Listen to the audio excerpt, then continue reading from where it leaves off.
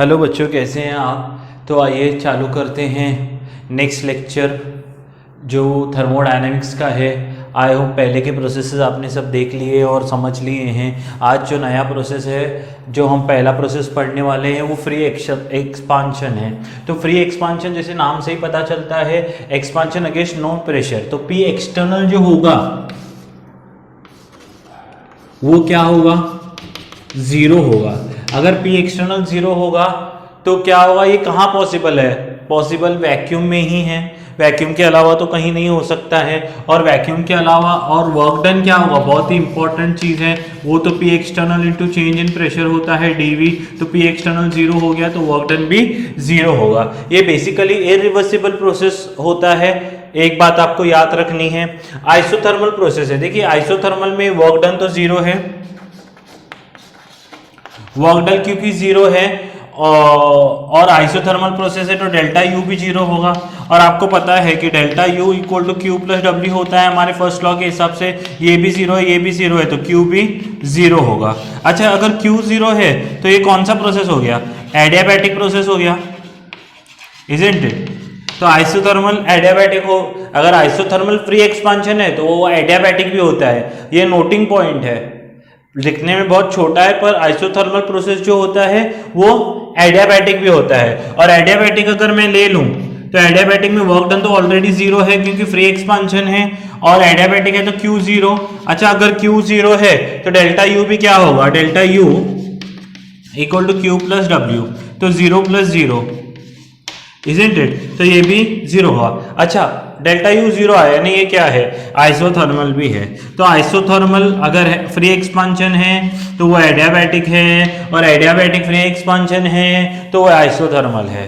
तो ये बहुत ही इंपॉर्टेंट चीज है। Free expansion of an ideal gas अगर बोला जाए, isothermal free expansion of an ideal gas is adiabatic, and adiabatic free expansion of adiabatic free expansion of gas is isothermal। तो isothermal free expansion क्या है, adiabatic है। isothermal free expansion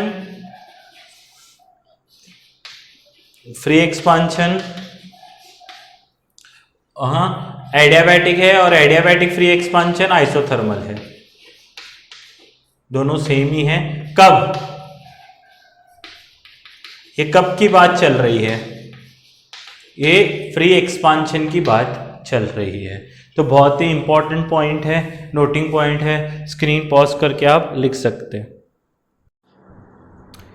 देखिए जो next graph है हमारा वो साइक्लिक ग्राफ है। साइक्लिक ग्राफ में क्या होता है आपको पता होगा कि अगर घूम फिर कर हम लोग वहीं पर आ जाते हैं, हाँ हमने ए से स्टार्ट किया बी पे गए, बी से स्टार्ट किया सी पर गए, सी पर स्टार्ट किया वापस डी पे आ गए। तो अगर ये साइक्लिक प्रोसेस है तो साइक्लिक प्रोसेस होने के कारण क्या होगा, initial state and final state दोनों का सेम हो जाएगा। अगर इनिशियल स्टेट और फाइनल स्टेट सेम है तो फिर ये क्या हो जाएगा, क्या इसको क्या बोलेंगे हम लोग, साइक्लिक प्रोसेस बोलेंगे। अभी साइक्लिक प्रोसेस जब भी हम लोग बात करते हैं तो साइक्लिक प्रोसेस में देखिए घूम फिर के उधर ही आ गए, ए से स्टार्ट किया ए पर ही आ गए, तो चेंज इन इंटरनल एनर्जी कितनी होगी, जीरो। डेल्टा एच भी कितना होगा इसके लिए, ना हीट दी गई ना हीट ली गई, क्योंकि हम घूम फिर के उधर ही आ गए, तो ये क्या हो जाएगा, डेल्टा एच एंथैल्पी भी जीरो हो जाएगा। अगर मैं उसके बाद और आगे बढ़ूं तो आपको पता है फर्स्ट लॉ ऑफ थर्मोडायनेमिक्स क्या बोलता है, delta U equal to Q plus W होगा। तो आपने देखा होगा कि डेल्टा यू तो जीरो है, तो zero equal to Q plus W हो जाएगा। तो W work done it is equal to minus Q होगा, या क्या होगा, Q equal to minus work done, जैसे भी आप लिखना चाहो। अच्छा, अभी मैं आपके सामने अगर मुझे इसका वर्क डन निकालना है तो वर्क डन ग्राफ से हम लोग कैसे निकालते हैं, वर्क डन हम ग्राफ से क्या निकालते हैं, area under the graph, isn't it. यहाँ चार प्रोसेसेस है, ए टू बी मेरे को बताइए, अभी मैंने आपको सब प्रोसेसेस बताए हैं। ए टू बी क्या कांस्टेंट है, देखिए वॉल्यूम तो चेंज हो रहा है, V1 से V2 आ रहा है वॉल्यूम, ये V1 है, हम सम के माध्यम से भी करेंगे, ये V2 है, इजंट इट। ये इनिशियल है, फाइनल है। ए टू बी सोचिए प्रेशर कांस्टेंट है, तो ये क्या हो गया, A to B कौन सा प्रोसेस है, आप मुझे बताइए, आइसोबारिक। अगर ये आइसोबारिक है तो एरिया अंडर द ग्राफ ये पूरा होगा रेक्टेंगल, इजंट इट। फॉर्मूला क्या आ जाएगा, ये पूरा जो नीचे वाला कोऑर्डिनेट है ये क्या हो जाएगा, ये पूरा V2 है, ये V1 है, तो ये क्या होगा V2 माइनस V1। और जो लेंथ होगी वो क्या होगी पूरी, ये क्या है पूरा P एक्सटर्नल है, इजंट इट। तो वर्क डन क्या लिखा जाएगा, एरिया क्या है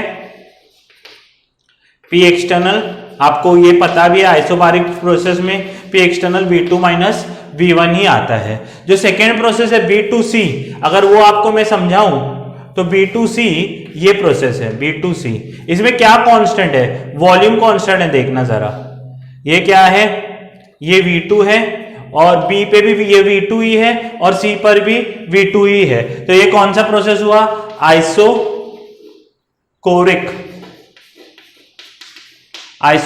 प्रोसेस हुआ। समझ में आ रहा है, समझा। अच्छा, ये आइसोकोरिक प्रोसेस हुआ तो वॉल्यूम चेंज हुआ ही नहीं है, P एक्सटर्नल क्या होता है P डेल्टा V, तो वर्क डन कितना आ जाएगा, इसका एरिया भी ग्राफ का है ही नहीं ना, ग्राफ का एरिया, इसका एरिया, इसका कैसे रेक्टेंगल बन रहा था, इसका कुछ भी स्ट्रेट लाइन बनेगा, तो वर्क डन इसका क्या होगा 0। अच्छा, यहां पर देखिए क्या था, A to B एक्सपांशन है कि कॉम्प्रेशन है, मेरे को बताइए, एक्सपांशन है कि कॉम्प्रेशन है। देखिए वॉल्यूम बढ़ा ना, पहले V1 ये वैल्यू कम होगी, फिर आगे बढ़ी है पॉजिटिव साइड, तो वैल्यू बढ़ रही है, V2 की तरफ जा रही है ना वैल्यू, तो ये क्या है, एक्सपांशन है। अच्छा ध्यान से देखिए, हम लोग यहां C पर हैं, C से हम लोग कहां आ रहे हैं, D पर। सोचिए C to D आए हम लोग, ठीक है। अच्छा C to D आए तो वर्क डन क्या होगा, एरिया अंडर द ग्राफ, ये क्या बन रहा है, ट्रेपेजियम। ट्रेपेजियम क्या था, half into sum of parallel sides, यहां पर जो भी प्रेशर होगा और यहां पर जो भी प्रेशर होगा, ये मान लीजिए PA PD है और ये PC है, isn't it? तो ये क्या हो जाएगा, work done sum of parallel sides into height, sum of parallel sides into height, work done ऐसे ही निकाल दिया ना, एरिया अंडर द ग्राफ। इसके नीचे कौन सी एरिया है, ये है, सम के रूप में भी हम करेंगे पूरा प्रोसेस, तो वर्क डन क्या होगा, ये पूरा समझ में आ रहा है, PD का work done half into sum of parallel sides, sum of parallel sides कौन से होंगे, PC प्लस PD, और हाइट क्या है, ये V1 और इसको V2 बोला है ना, तो V2 माइनस V1 या V1 माइनस V2, जैसे भी आप लिखना चाहो, ठीक है। ये हो गया वर्क डन।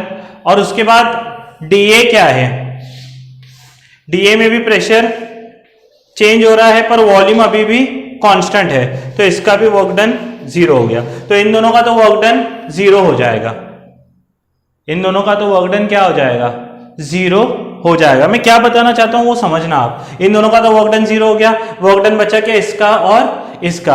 अच्छा सोचिए, ये इसमें क्या हो रहा था, वॉल्यूम बढ़ रहा था, V1 से V2 वॉल्यूम बढ़ रहा है, और जब हम C to D आ रहे हैं तो वॉल्यूम घट रहा है, यानी ये कॉन्ट्रैक्शन होगा।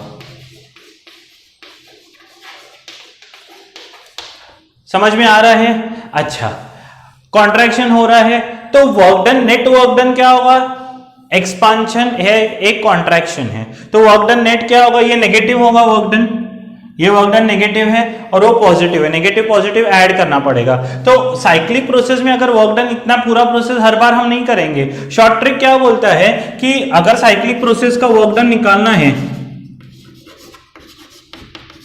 तो वो कैसे निकालते हैं, साइक्लिक प्रोसेस का work done, it is area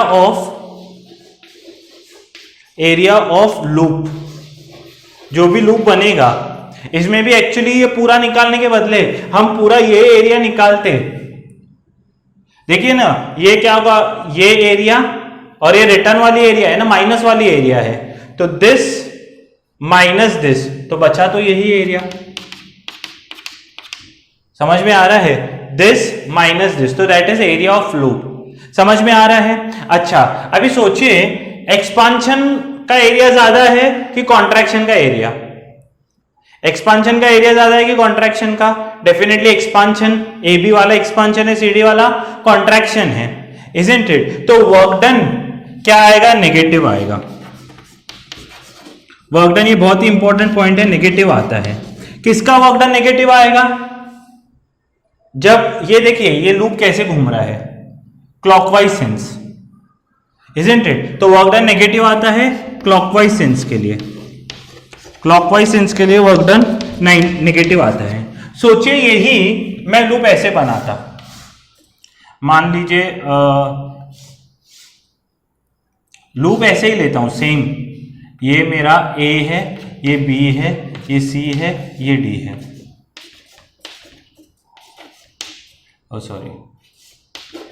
अभी सोचिए एक्सपांशन छोटा है, जब वॉल्यूम बढ़ रहा है, ये V1 है ना वॉल्यूम, और यहां पर V2 है, तो जब वॉल्यूम बढ़ रहा था V1 से V2 जा रहे थे हम लोग, तो एक्सपांशन के लिए वर्क डन इतना ही है। और जब V2 से V1 आ रहे हैं, जब कॉन्ट्रैक्शन हो रहा है, इजंट इट? तो क्या हो गया? एरिया बड़ा है। समझ में आ रहा है? V1 से V2 एरिया छोटा है, V2 से V1 एरिया बड़ा है। समझ में आया? तो यहां पर क्या होगा? वर्क डन मेरा पॉजिटिव होगा। कब? जब लूप एंटी क्लॉकवाइज हो। If loop is anti clockwise then work done is negative. If loop is anti clockwise then work done is negative. Got my point?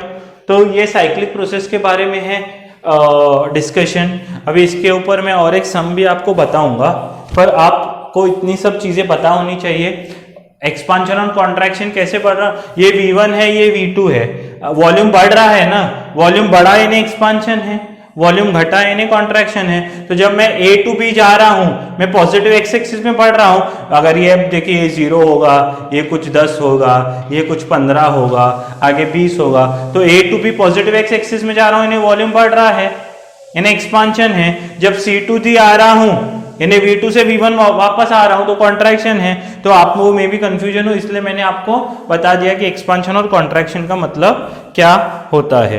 But my point? तो screen pause करके इतना लिख लें, तो एक सम करते हैं हम लोग। सो यहाँ पर मैंने आपके लिए एक ग्राफ बनाया है, जहाँ पर मैंने लिखा है कि A टू B गए हैं, B to C, C to D, और मुझे अगर पूछा जाए कि नेटवर्क डन बताइए, तो अभी नेटवर्क डन बताएंगे। तो अगर मान लीजिए ये ऐसा होता,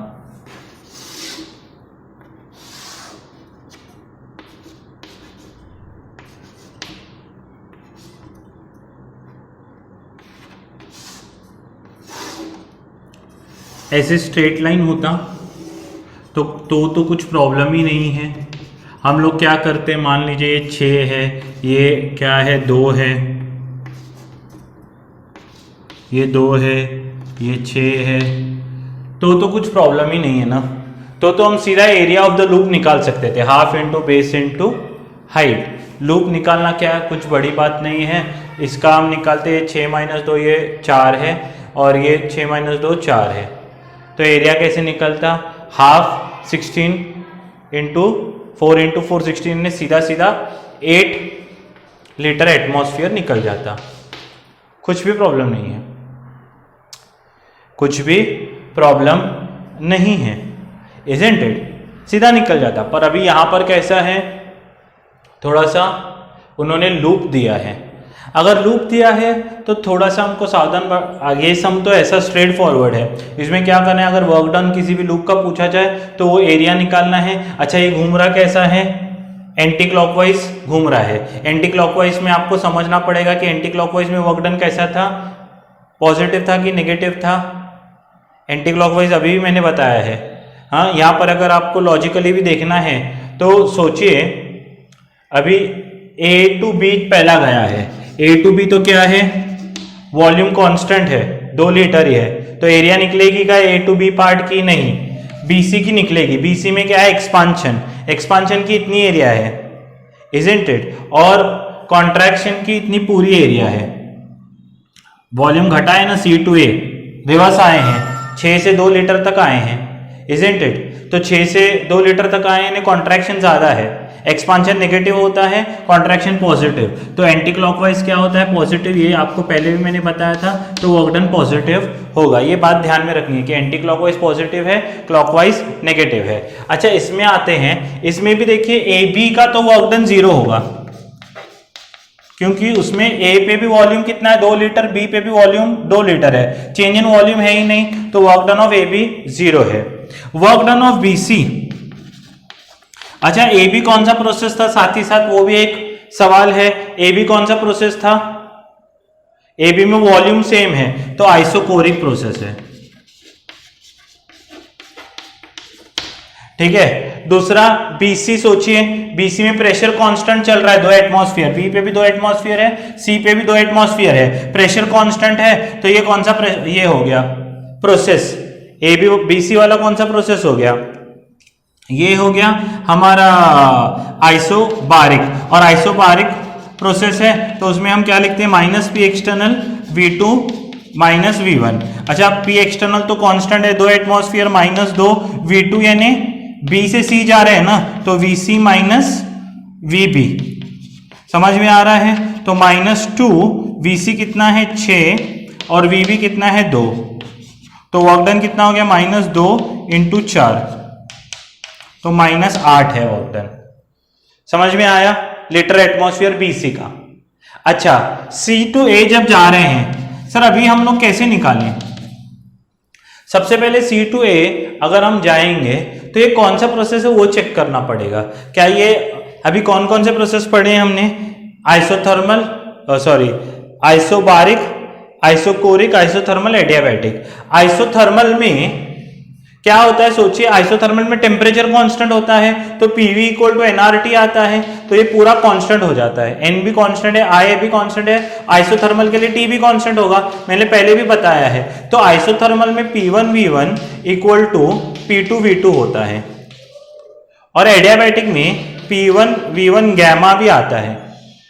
मल्टीप्लाई करके देखिए, C पे प्रेशर कितना है 2, वॉल्यूम कितना है 6, तो 6 2 6 12, तो P1V1 तो 12 है, C to A गए तो ये 6 और ये 2 है, 6 2 12, समझ में आ रहा है। तो P1 और V1 है इक्वल टू P2V2। देखिए ना, C पॉइंट के लिए प्रेशर 2 है, 2 6 12 और वॉल्यूम 6 था, A पॉइंट के लिए प्रेशर 6 है, वॉल्यूम 2 है, तो P1V1 = P2V2 आया, यानी कौन सा प्रोसेस होगा, आइसोथर्मल। आइसोथर्मल की प्रॉपर्टी क्या होती है, ग्राफ में P1V1 = P2V2। तो इसके लिए आइसोथर्मल प्रोसेस का फॉर्मूला क्या आता है, आइसोथर्मल, और ये रिवर्सिबल भी है। क्यों रिवर्सिबल है, याद करो, अरे ग्राफ बना यानी रिवर्सिबल ही होता है, तो आइसोथर्मल रिवर्सिबल प्रोसेस है, तो इसका फॉर्मूला क्या होगा, -nRT log to the base E V2/V1। अच्छा सोचिए, क्योंकि आइसोथर्मल प्रोसेस है, क्या nRT को मैं P1V1 से रिप्लेस कर सकता हूं, PV = nRT है ना, जो कि 12 है, तो यहाँ -12, क्योंकि T नहीं दिया गया है, सीधा 12 लीटर एटमॉस्फेयर। अच्छा, लॉग V2 क्या लूंगा, सोचो V2 क्या लूंगा, C to A गए ना, तो ये V1 होगा, वो V2 कितना है, ध्यान से देखो, 2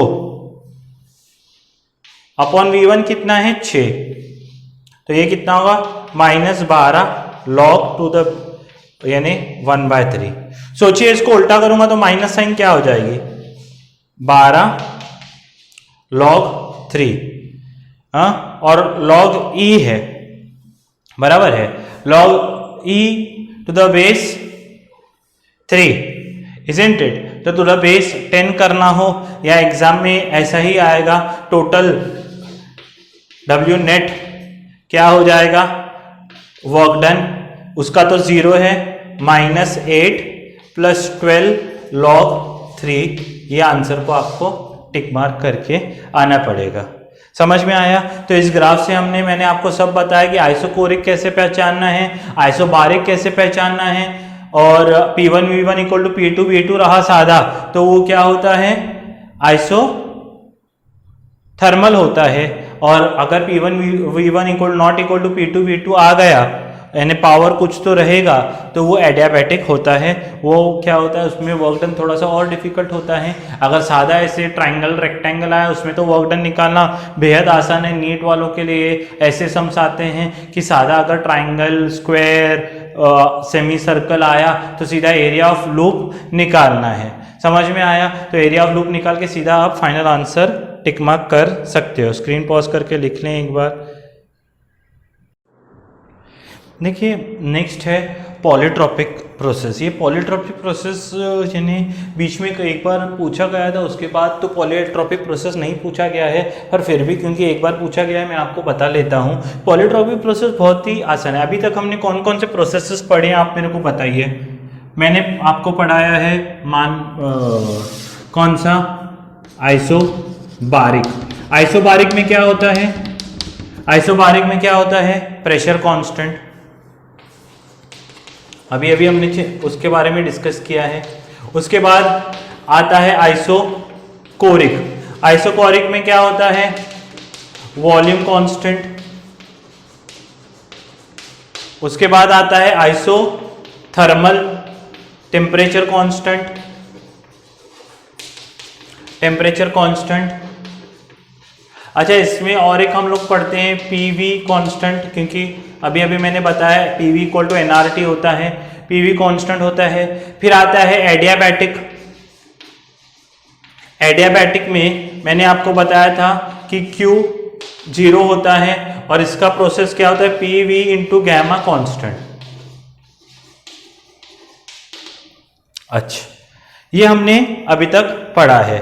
अभी हम लोग आगे जो भी देखेंगे वो है पॉलीट्रॉपिक प्रोसेस। देखिए यहां पर कंफ्यूज बहुत लोग पॉलीट्रॉपिक को एडियाबैटिक के साथ कंफ्यूज हो जाते हैं। पीवी इक्वल टू गैमा, यहां गैमा क्या है, रेशियो ऑफ सीपी और सीआर है, सीवी, सीपी अपॉन सीवी है। ये टेबल लिखी थी हमने, हाँ, वो डिग्री ऑफ फ्रीडम पे डिपेंड करता है, इजंट इट। तो मोनो एटॉमिक गैस के लिए फिक्स्ड है, डायटोमिक गैस के लिए PV equal to something fixed है, ट्राइएटॉमिक गैस के लिए फिक्स्ड है, इजंट इट। वो गैमा जो पावर है वो 4 या 5 ही एडियाबैटिक प्रोसेस के लिए आते हैं, mono atomic, diatomic, triatomic, linear, triatomic जो है नॉन लीनियर। ये गैमा की 4 वैल्यूज फिक्स्ड है, 7/5, 5/2 वगैरह हमने देखा था ना पूरा, इजंट इट। तो वो गैमा की वैल्यूज फिक्स है। अगर गैमा की वैल्यू इसको छोड़ के, V का पावर गैमा को छोड़ के वो 7/5, वो बाकी जो भी चीजें थी वो छोड़ के अगर कोई भी पावर आता है, PV/X इक्वल टू कांस्टेंट, ये रिलेशन है, तो इसको बोलते हैं polytropic process. If power of V is not gamma, gamma भी वो हर एक गैस के लिए क्या है, ये एडियाबैटिक प्रोसेस क्या है। अगर आप पीछे देखोगे तो अब मैंने mono atomic, diatomic, triatomic, polyatomic की पूरी टेबल लिखाई है आपको गैमा की, जो डिग्री ऑफ फ्रीडम पे डिपेंड करती है। अगर गैमा की वैल्यू यानी ये जो प्रोसेस है वो मोनो एटॉमिक के लिए एक रिलेशन देगा,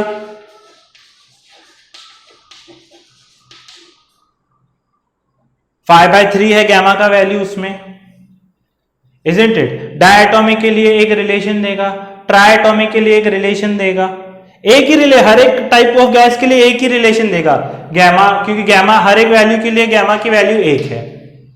समझ में आ रहा है? पर अगर ये रिलेशन छोड़ के PV/ कुछ x है, गैमा नहीं है उस पर्टिकुलर गैस के लिए, तो फिर PV/x वो पॉलीट्रॉपिक प्रोसेस माना जाता है। समझ में आ रहा है? गैमा छोड़ के अगर कोई भी वैल्यू होगी जैसे मान लीजिए मोनोएटॉमिक गैस के लिए गैमा की वैल्यू क्या है, CV होता है FR/2, इजंट इट। तो डिग्री ऑफ फ्रीडम क्या है, 3R/2 है, और CP हो जाएगा CV + R, तो मुझे लग रहा है ये 5R/2 होगा। तो गैमा की वैल्यू 5/3 होगी मोनोएटॉमिक के लिए, इजंट इट। तो मोनोएटॉमिक के लिए PV⁵5/3 इक्वल टू कांस्टेंट, ये रिलेशन आएगा एडियाबैटिक प्रोसेस में, इजंट इट। एडियाबैटिक प्रोसेस का ये रिलेशन आएगा मोनोएटॉमिक के लिए। डायटोमिक का फिर से मैं CV निकालूंगा FR/2, समझ में आ रहा है डायटोमिक का। तो उसमें मुझे क्या मिलेगा, 5R/2 और वो 7R/2, तो CP की वैल्यू क्या हो जाएगी, 7/5। हाँ, ये गैमा की वैल्यू क्या हो जाएगी, 7/5। तो PV डायटोमिक के लिए PV 7/5 इक्वल टू कांस्टेंट, ये आएगी। पर मान लीजिए मैंने बोला कि मोनोएटॉमिक गैस है, मोनोएटॉमिक गैस का ये रिलेशन फिक्स हो गया एडियाबैटिक के लिए। पर मैंने बोला कि मान लो मोनोएटॉमिक गैस है जिसमें P is directly proportional to 1/V³। तो रिलेशन क्या होगा, P इक्वल टू KV³, तो PV³ इक्वल टू K आएगा, इजंट इट। तो यहां पर गैमा की वैल्यू तो 5/3 होनी चाहिए, आई कितनी है, 3, पावर V का 3 है ना, तो वो क्या हो जाएगा, पॉलीट्रॉपिक प्रोसेस, इजंट इट। ये पॉलीट्रॉपिक प्रोसेस हो जाता है। गैमा उस पर्टिकुलर गैस के लिए गैमा छोड़ के V की वैल्यू कुछ भी आए तो उसको पॉलीट्रॉपिक मान लेना है। ये एक पॉइंट इसमें याद रखना है। इसमें वर्क डन का प्रोसेस वही है जो हमने उसमें देखा था, किसमें, एडियाबैटिक में। एडियाबैटिक में हमने क्या लिखा था, P2V2 - P1V1 गैमा -1। यहां पर मैं क्या लिखूंगा, P2V2 - P1V1 x -1। क्या लिखूंगा, P2V2 - P1V1 x -1। और उसके बाद इसमें पूछते हैं मोलार हीट कैपेसिटी CM, जो आपको पता होनी चाहिए, वो होता है CVm, जो कि हम यहां से निकालते हैं FR/2 + R1 - x। ये दो जो फॉर्मूला है ये आपको इसमें रटे हुए होने चाहिए, समझ में आ रहा है। कई बार आपको रिलेशन देंगे, पूछेंगे ये कौन सा है ग्राफ, तो अगर V का पावर 1 है, PV कांस्टेंट है, तो आइसोथर्मल। V का पावर गैमा है, यहां पर ध्यान देने वाली बात यह है कि गैमा गैस के टाइप पे डिपेंड करता है कि वो मोनोएटॉमिक है, डायटोमिक है, ट्राइएटॉमिक है। तो कभी भी आप जब भी ऐसे लिखें, बाय आइसोथर्मल में P कांस्टेंट, आइसोकोरिक में V कांस्टेंट, आइसोथर्मल में T कांस्टेंट, एडियाबैटिक के आप ऐसे 4 रिलेशन लिख लें, भाई मोनोएटॉमिक का ये रिलेशन होता है, डायटोमिक का ये रिलेशन होता है, ट्राइएटॉमिक का ये relation, at least monoatomic, diatomic, triatomic का तो गैमा पता होना चाहिए, समझ में आ रहा है। और पॉलीट्रॉपिक का इसको छोड़ के जो भी रिलेशन होगा वो पॉलीट्रॉपिक का रिलेशन होता है, समझ में आ रहा है। कई बार चुपके से पूरा प्रोसेस देते हैं, P = सो, ठीक है, और पर्पसली बोलते हैं डायटोमिक गैस। क्या बोलेंगे, डायटोमिक। अच्छा, डायटोमिक का एडियाबैटिक के लिए PV⁵7/5 इक्वल टू कांस्टेंट आना चाहिए, पर वो क्या देंगे, हाँ बोलेंगे एक डायटोमिक गैस है उसमें P is directly proportional to 1/5/3, isn't it. तो ये कौन सा प्रोसेस है, आइसोबारिक, आइसोथर्मल, एडियाबैटिक, पॉलीट्रॉपिक। तो बच्चा क्या करता है, PV उसको रिलेशन मिलेगा PV⁵5/3 इक्वल टू K, बोलेगा अरे ये तो एडियाबैटिक है, पर एडियाबैटिक का 5/3 किसके लिए, मोनोएटॉमिक के लिए है, डायटोमिक के लिए तो 7/5 है, और ये 5/3 आया, यानी डायटोमिक के लिए ये प्रोसेस क्या हो गया, पॉलीट्रॉपिक। आ रही, थोड़ी दिमाग में बैठ रहा है। डायटोमिक है पर वैल्यू v की क्या आना चाहिए एडियाबैटिक के लिए 7/5, आई कितनी है 5/3, यानी ये पॉलीट्रॉपिक प्रोसेस है। Got my point? तो ये जो होता है पॉलीट्रॉपिक प्रोसेस है, ये फॉर्मूले आपको याद होने चाहिए।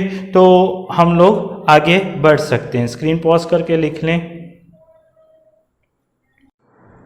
तो यहाँ पर मैंने आपके लिए एक सम लिखा है, monoatomic gas follows a relation P is directly proportional to V square is taken from initial state 5 liter to 5 atmosphere 2 liter to 3 atmosphere 4 liter, find the work done। तो find the work done क्या है, P directly proportional to V square है, तो सबसे पहले P equal to K V square होगा, तो P upon V square equal to constant होगा। अगर ये ऊपर लाएंगे तो PV raise to -2 equal to K होगा। अगर ध्यान से देखेंगे तो यहाँ पर x की वैल्यू क्या हो जाएगी -2। तो वर्क डन क्या होता है, पॉलीट्रॉपिक प्रोसेस है, तो P2V2 माइनस P1V1 x -1। अभी मैंने फॉर्मूला बताया, P2V2 कितना है 3 और 4 12 -5 और 2 10 P1V1 अपॉन x कितना है -2 -1। तो वर्क डन कितना है 12 माइनस 2 अपॉन -3, तो -2 upon 3 litre atmosphere work done है। अच्छा, दूसरा क्या पूछा है, molar heat capacity. Molar heat capacity यानी CM निकालना है। CM कैसे निकालते हैं, CVM isn't it, CVM plus R, वहां x -1 है तो यहाँ आता है 1 - x। बहुत ही सिंपल सा फॉर्मूला है, FR/2 isn't it, ये तो FR/2 होता है, CVM प्लस R 1 - -2x की वैल्यू है, तो ये होगा 3R/2 प्लस R अपॉन 3। तो ये ध्यान से देखेंगे तो ये 9R प्लस 2R अपॉन 6 हो जाएगा, तो टोटल आंसर ये होगा 11R/6। Got my point? अगर CP भी पूछ ले, सॉरी ये तो CM है, मोलार हीट कैपेसिटी, समझ में आ रहा है, तो ये मोलार हीट कैपेसिटी है जो आप निकाल सकते हो। यहाँ कांस्टेंट वॉल्यूम और प्रेशर नहीं बोला है, सिंपल सम है, आप कर सकते हो। यहाँ पर एक सम दिया हुआ है, ग्राफ दिया हुआ है, यहाँ A पॉइंट का P0 प्रेशर है, B पॉइंट का भी P0 प्रेशर है, B to C जा रहे हैं हम लोग, और ये दिया है आपको कि ये आइसोथर्मल प्रोसेस है। कैसा प्रोसेस है, B to C isothermal process है, isn't it? B to C आ रहे हैं, फिर C to D आ रहे हैं। हाँ, तो हमको पूछा बोला है work done, net work done by the system, net work done by the system, isn't it? तो net work done by the system अगर हमको पूछा हुआ है तो कैसे करेंगे, बहुत ही सिंपल है। पहले तो मैंने बताया था कि AB को देखो, वर्क डन बाय AB। सबसे पहले बताओ AB कौन सा प्रोसेस है, मुझे आप लोग बताओगे AB कौन सा प्रोसेस है। AB प्रेशर कांस्टेंट है, P0 ही है प्रेशर, तो प्रेशर कांस्टेंट और रहने के कारण AB तो क्या है, आइसोथर्मल आइसोबारिक प्रोसेस है। आइसोबारिक प्रोसेस में हम लोग क्या लिखते हैं, एरोज ऐसे हैं ABCNCD। अभी ये साइक्लिक प्रोसेस नहीं है, पहले मैंने साइक्लिक प्रोसेस के बारे में बताया है। तो वर्क डन ऑफ AB कैसे होगा, क्योंकि ये आइसोबारिक प्रोसेस है, तो -P external V2 minus V1। यहाँ एरिया ऑफ ग्राफ भी निकाल सकते हो, जैसे भी आपकी इच्छा हो।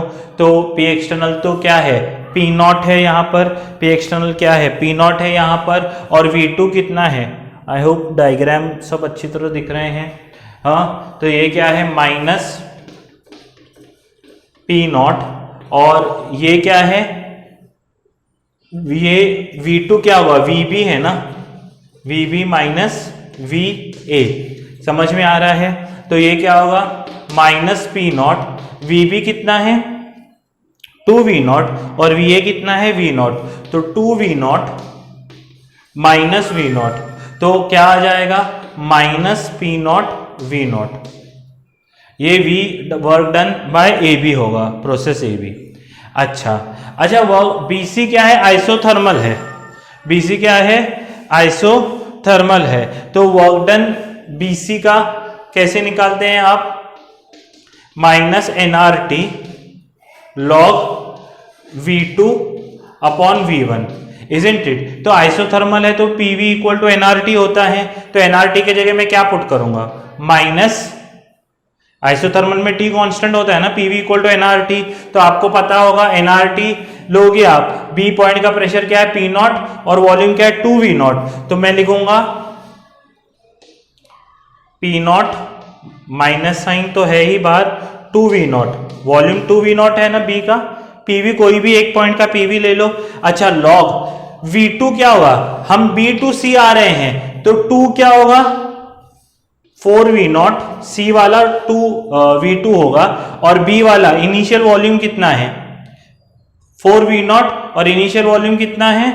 बी वाला 2V नॉट। समझ में आ रहा है? B2C आ रहे हैं ना, तो ये V1 होगा, ये V2, 4V not upon 2V not. तो V नॉट ने V नॉट को मार दिया, 2 1 जा 2, 2 जा, तो फाइनली जो आंसर आएगा -2 P not V not log 2। समझ में आ रहा है? कोई डाउट है? अच्छा, उसके बाद लास्ट है वर्क डन BC हो गया। अभी क्या है? C2D। अच्छा, C2D अगर आप फिर से देखेंगे, A to B में प्रेशर कांस्टेंट था, तो C2D में भी प्रेशर कांस्टेंट है, तो ये भी क्या आएगा? माइनस, ये भी C2D भी कौन सा है? V2 minus V1। ये भी एक C2D भी क्या होगा? क्योंकि प्रेशर सेम है, ये क्या होगा? ये भी एक कौन सा प्रोसेस है? आइसोबारिक। अच्छा, ये भी आइसोबारिक प्रोसेस है, तो P एक्सटर्नल, पर यहां तो P एक्सटर्नल दिया हुआ ही नहीं है। CD का प्रेशर तो मेरे पास है ही नहीं, तो क्या करूं बताओ? थोड़ा सा दिमाग लड़ाओ। अगर C का प्रेशर है ही नहीं तो क्या करूं बताओ मुझे? देखिए, B2C कौन सा प्रोसेस है? आइसोथर्मल। आइसोथर्मल में मुझे पता है कि PV जो होता है वो कांस्टेंट होता है, इजंट इट? तो मैं लिखूंगा PB VB equal to PC VC, है कि नहीं? तो PB कितना है? P नॉट, VB कितना है? 2V नॉट, और PC तो पता नहीं है, पर VC पता है। VC कितना है? 4V नॉट, तो 4V नॉट, तो V नॉट ने V नॉट को मार दिया, तो PC क्या होगा? 2P नॉट अपॉन 4, तो 2 1 जा 2 2 जा, तो PC हो जाएगा P नॉट बाय 2। तो P एक्सटर्नल कितना हो जाएगा? ये PC है ना, ये पूरा P not by minus P not by 2। समझ में आया? अच्छा, V2 यहां पर फाइनल वॉल्यूम कितना है? C2D गए हैं ना, तो V2 कैसे लेना है? VD माइनस VC होगा। फाइनल वॉल्यूम D का है, तो ये क्या होगा? Minus P not by 2। VD कितना है? 2V नॉट, और VC कितना है? 4V नॉट, तो ये 4V नॉट होगा। समझ में आया? तो माइनस P नॉट बाय 2, और ये कितना होगा? -2 - 4 यानी -2V नॉट, प्लस माइनस, तो माइनस माइनस प्लस होगा, 2 2 कैंसिल होगा, तो PV नॉट। समझ में आया? बहुत ही अच्छी बात है। अच्छा, वर्क डन, ये क्या हो जाएगा? वर्क डन ऑफ AB, ठीक है, प्लस BC प्लस क्या होगा? CD। तो AB कितना है? Minus P not V not. BC कितना है? -2 V नॉट लॉग 2, और CD कितना है? P not V not. तो ये minus P not V not और ये प्लस है, ये तो कैंसिल होगा, बचेगा क्या? -2 P not V not log 2। ये नेट वर्क डन है। ये क्या है? नेट वर्क डन है। समझ रहे हैं? अच्छा, तो हमको तो work done by the system पूछा था, तो work done by the system ये नहीं है। ये जो भी हम लोग एक रिमार्क डाल के आप अपने बुद्धि में बिठा दीजिए, ये जो A B B C C D, ये जो भी वर्क डन है, ये work done on the systems होते हैं, बाय द सिस्टम नहीं होते। ये जो भी फॉर्मूला है, बच्चे क्या होते हैं बहुत ही ज्यादा खतरनाक, यानी JEE वाले तो इसमें ही टेस्ट करेंगे आपको।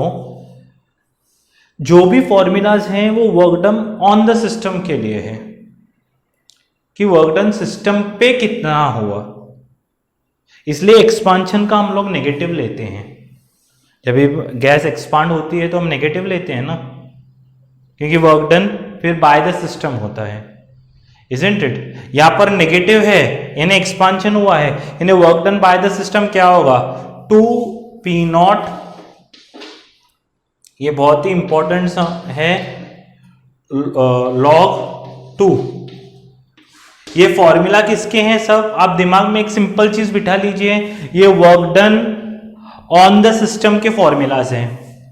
जो भी आंसर, अगर work done on the system, ये जो बहुत ही बारीकी से पढ़ना है, अगर work done on the system है तो एज इट इज आंसर लिखना है। पर अगर वर्क डन, वो चुपके से क्या करेगा, सब अच्छी तरह बच्चा खुश हो जाता है, पर बारीकी से लिख देगा work done by the system. तो जब भी work done by the system आए तो साइन क्या कर लेनी है, ऑपोजिट का। अगर ये आंसर पॉजिटिव आता तो बाय द सिस्टम का नेगेटिव आता। आ रही है बात समझ में। और नेगेटिव का मतलब ही क्या है, एक्सपांशन हुआ है, work done by the system positive है ना। हाँ, तो बहुत सारे तरीके हैं समझने के, आप कंफ्यूज मत हो। अगर ये सभी फॉर्मूला आप रिमार्क लिख लो मार्जिन में कि ये सभी फॉर्मूलाज जो हैं work done on the system के फॉर्मूलाज हैं। अगर work done by the system आएगा क्वेश्चन में तो मुझे साइन चेंज करनी है।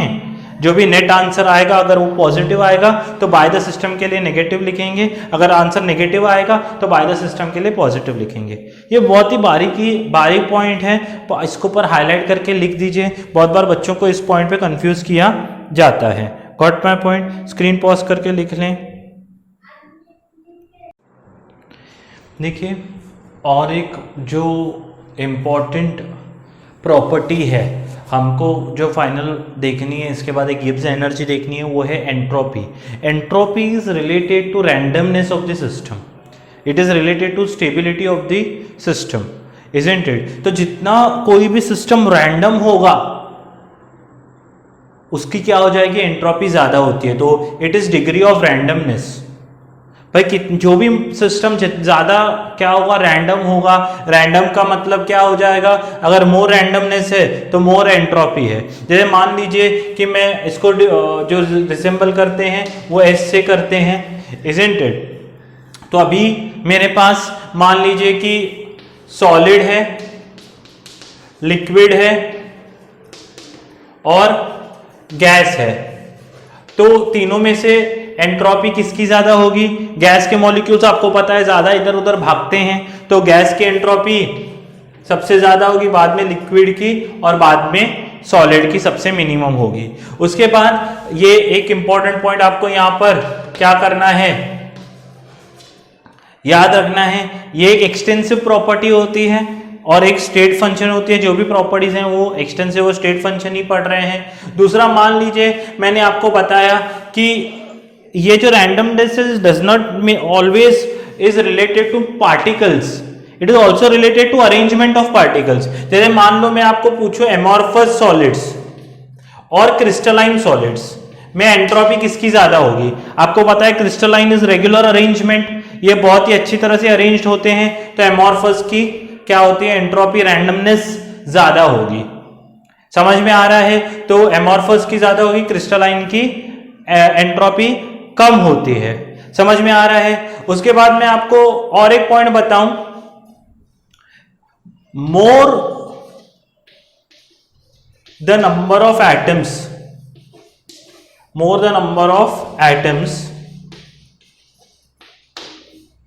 More is the entropy.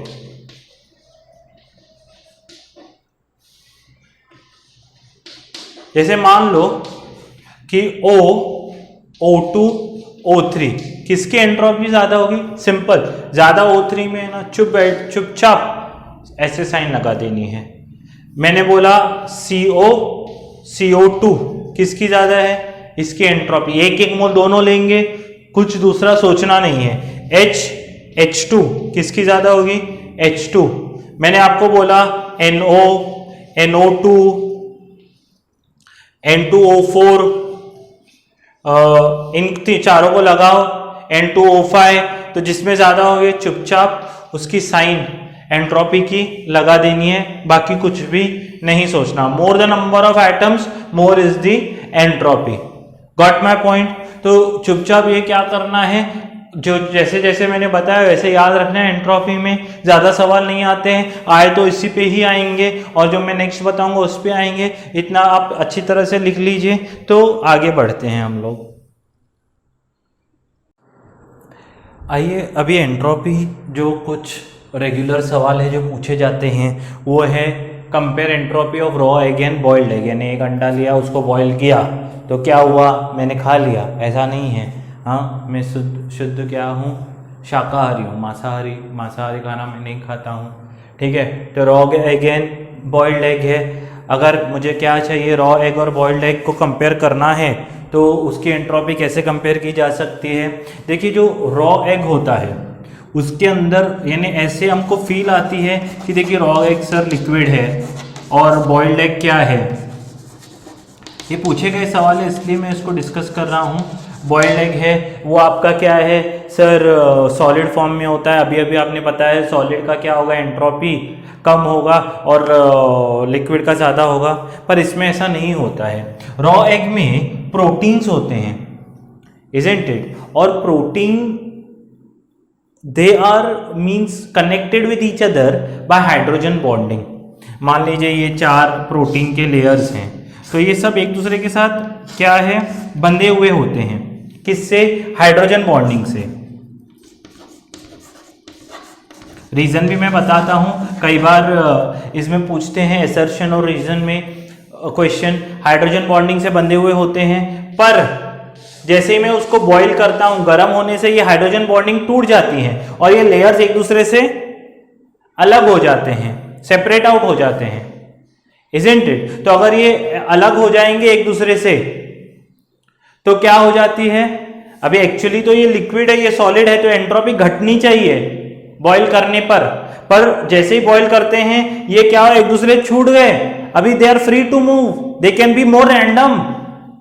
Jail से छुटकारा, जो भी जेल में था, पकड़ के बैठे थे, आपको मैंने पकड़ के बैठा तो आप ज्यादा भाग नहीं सकते, पर जैसे ही मैंने छोड़ा आप इधर उधर भागोगे, तो ये लेयर्स जो हैं अभी इधर उधर भाग सकते हैं। तो मींस एंट्रोपी बॉईल करने पर इंक्रीज होती है, एंट्रोपी इंक्रीजेस। Entropy increases. किसकी ज्यादा है एंट्रोपी? एंट्रोपी किसकी ज्यादा है? Entropy of boiled egg is more than entropy of raw egg. ये बात ध्यान में रखनी है। हाँ, ऐसे यानी फीलिंग आती है कि बॉयल तो सॉलिड है तो फिर एंट्रोपी उसकी घटेगी, नहीं, एंट्रोपी बढ़ती है। समझ में आया क्यों? बिकॉज रीजन क्या है? Due to boiling, hydrogen bonding between the proteins, they break out and proteins are converted to amino acids भी बोल सकते हैं। Okay, unstretched rubber and stretched rubber. हमको लगता है सर आपने स्ट्रेच किया रबर को तो क्या हो गया, एंट्रोपी बढ़ेगी या घटेगी? तो देखिए, जब अनस्ट्रेच्ड रबर रहता है ना, वो कॉइल्ड रहता है एक दूसरे से। ये अनस्ट्रेच्ड है, वो एक दूसरे से ऐसे कॉम्प्लेक्स होते हैं, ठीक है, एकदम। जो अनस्ट्रेच रहता है, जैसे ही मैं स्ट्रेच करता हूं ये पूरा खुल जाता है। स्ट्रेच रबर क्या होता है? खुल जाता है। तो कॉम्प्लेक्सिटी क्या हो गई? घटी। तो अगर कोई भी सिस्टम लेस कॉम्प्लेक्स है यानी लेस रैंडम है, मैंने स्ट्रक्चर के लिए भी बताया ना, इजंट इट? ये क्या है? बहुत कॉम्प्लेक्स स्ट्रक्चर होता है अनस्ट्रेच रबर का। तो एक बात याद रखें, तो अनस्ट्रेच रबर की एंट्रोपी ज़्यादा होती है स्ट्रेच्ड रबर से, क्योंकि ये बहुत ज़्यादा कॉम्प्लेक्स होता है इसका स्ट्रक्चर, टैंगल स्ट्रक्चर होता है। तो ये बहुत दोनों इंपॉर्टेंट क्वेश्चंस बार बार पूछे जाते हैं और बच्चे हमसे रिपीटेडली क्वेश्चंस पूछते हैं, तो इसलिए मैंने आपसे साथ दोनों क्वेश्चंस शेयर किए हैं कि अनस्ट्रेच रबर की ज़्यादा होती है एंट्रोपी और बॉइल्ड एग की एंट्रोपी ज़्यादा होती है। तो स्क्रीन पॉज करके लिख लें।